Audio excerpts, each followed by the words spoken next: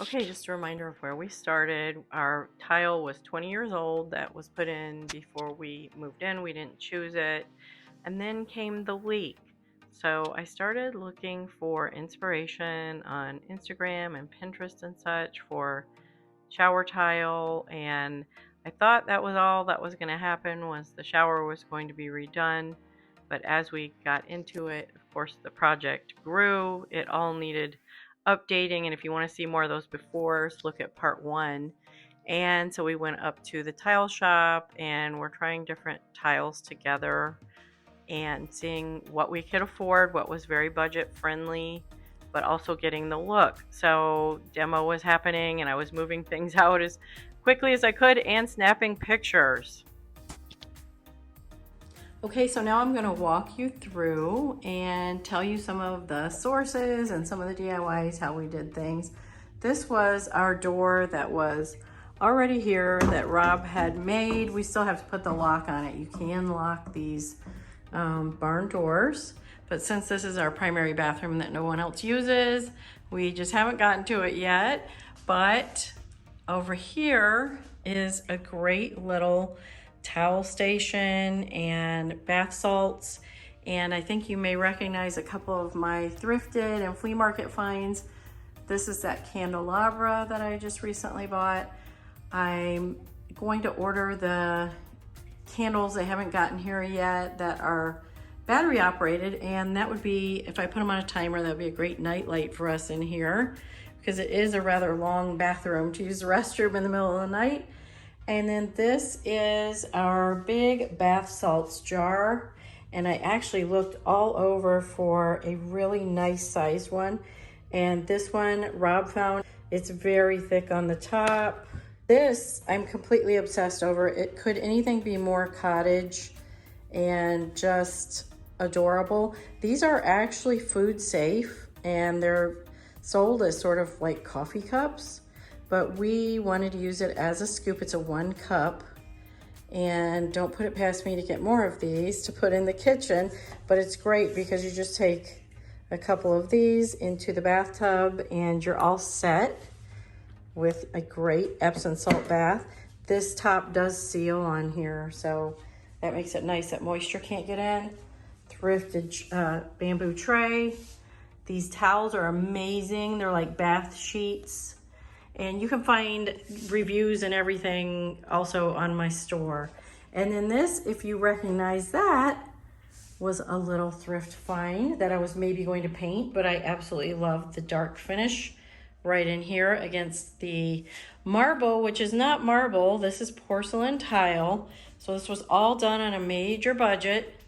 So you guys, if you think you have to have a huge budget to do a bathroom remodel that feels luxurious, you really don't. And then we installed these gorgeous glass knobs. Again, just touch of luxury, so pretty. The cabinets that we had bought are vanities from IKEA, and that includes the tops, the porcelain top, and the faucets. Let me get you up closer on that. And Rob is a bar soap kind of guy, so I found a cute little marble bar soap holder for him. And then he had put in a little niche there for me so that I can put jars of cotton balls and essentials, and up there I have witch hazel, like the astringent for my face at night. And we just went ahead with brass in everything here with the marble. I thought it went really well, sort of that I don't know if you've seen the unlacquered brass look is super popular right now, and it just gives that sort of old estate feel. And we just wanted a spa feel in here, but also with some vintage charm to it, of course. And that brings us to this incredible bathtub. This is really, I'd say the one real splurge that we did, but still reasonable comparatively to what some could be. We were inspired by Restoration Hardware we had walked through, and they had a gorgeous setup like this with the vintage freestanding tub. I did not want the clawfoot. I wanted it a little more modern cottage. And then here I've got a great little stand that holds, well, it's not really a stand, a tray, a bath tray, or what would you call it? I don't know. But it will hold, you know, coffee or something to drink, little eye mask there, and reading. And this cute little stand is really fun to have. I use it all over. And let's face it, usually it's got my phone on it, and I may be listening to something or even watching something in the bathtub, which is ultimate luxury, you guys. It's so fun. And then these are the Kingston brass. I love the quality of the Kingston brass, of that antique looking fixture. Adore it. These are handmade look tiles, and that's the key, is that they aren't handmade, but they are made to look that way. So it really saved us a bundle on that. And then of course Rob installed all of those things himself. We did hire a plumber to move the water line from over here to across. This used to be our closet, and it was not a very good clothes closet, and I hated it in the bathroom. And so you'll see later where we relocated that to. And then these lights, I'll go ahead and turn them on for you. Again, just a vintage style. And what I love about them is that you can turn them off and on here. So you can even control your lighting even more. That makes such a huge difference in a bathroom or any space, if you ask me. I just love being able to have different lighting in different spaces. So here they are over here, nice and bright. I went ahead and put a sort of a mirror that has magnification and stuff on it, where I could get up closer to my face if I was doing my hair or putting makeup on or anything like that in here. And over here, he had made these beams. These are faux beams because, again, we have short ceilings in here.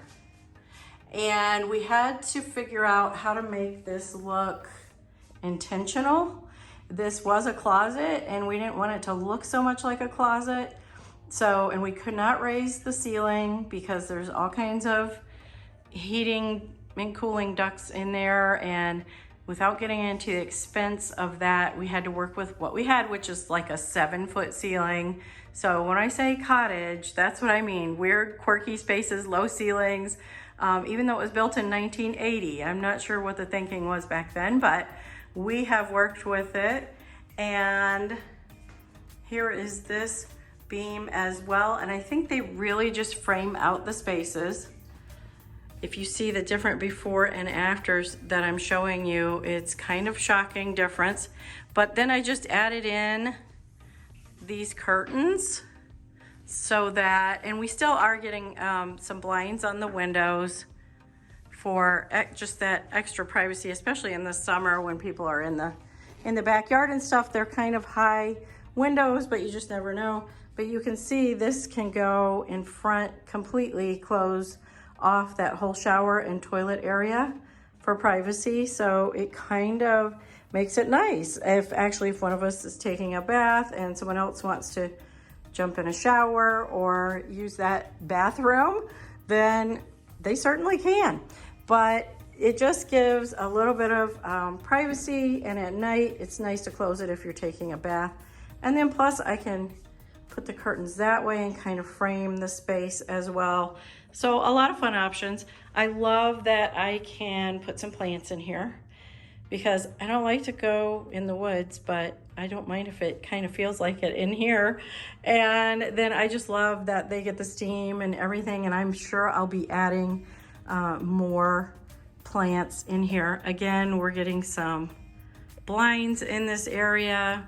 And then we have this step down shower, which unfortunately we could not make it level because, again, the 7-foot ceiling, it just would not work out without major expense and, you know, contractors and such getting in here and really going to town. So this is where we worked with what we had again.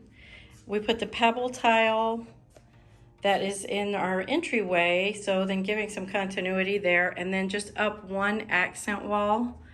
And I think it's just stunning. Might not be your style, but I absolutely am thrilled with it because it's all of those whites and creams and khakis, but all a lot of texture to it. The shower head was way down here and I was underneath it, but he's a tall guy and it was like at his chest, I think. It was kind of silly. And then the faucets were way down there, so I practically had to stand on my head to lean down and turn our shower on. So now it's right at arm's length. Turn the shower on. Shower head's way up here. Gorgeous rain shower. It feels wonderful. Again, not bad on the budget. Comparatively to some we saw were over $1,000 for the units, and you can do the same kind of look for less, but it takes some vigilance and looking, but I'm putting every source that I can for you. And then we went ahead and put a little shampoo nook in here, which was not there before. And he went ahead and put marble sills, just bought at, I believe, Home Depot or Lowe's. He just put the marble sill on each of the windows and on that, so it's just easy to clean and there's not grout lines that get dirty and stuff.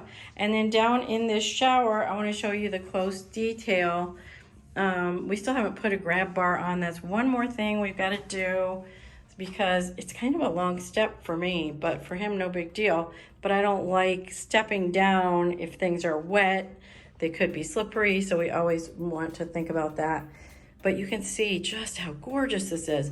And this is another thing we could not get rid of was this ledge. We actually did get rid of one of them. It used to go all the way around.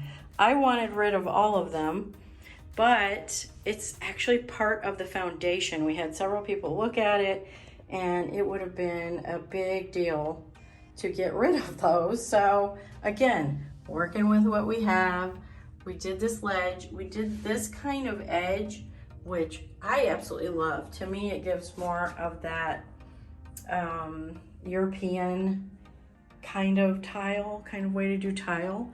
Now there is the option to add this edging here to outline. And I think it's fine here.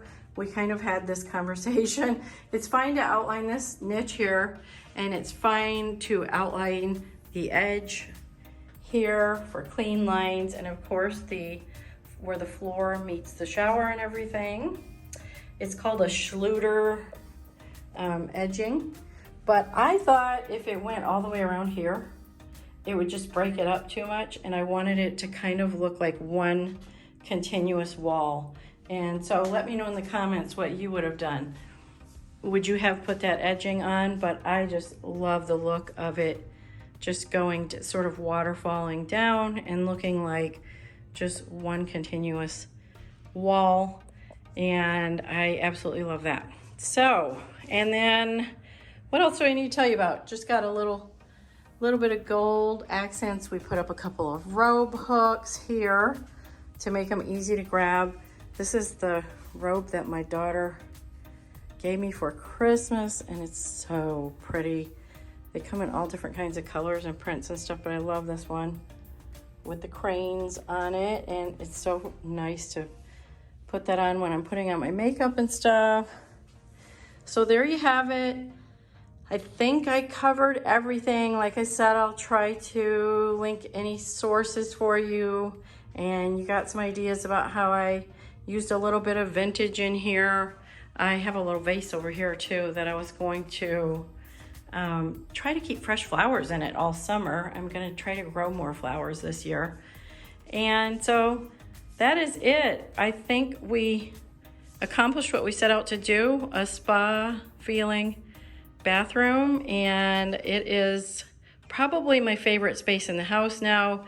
This tub right here is definitely the best thing in our house. We have spent much time in it. It's like the shower's working. Oh no, I'm gonna take a bath. It's just so nice, especially in the wintertime. I'm sure in the summer it won't get as much use, but absolutely love it. Worth a little bit of a splurge. So thanks for coming with me on my bathroom tour. Talk to you soon.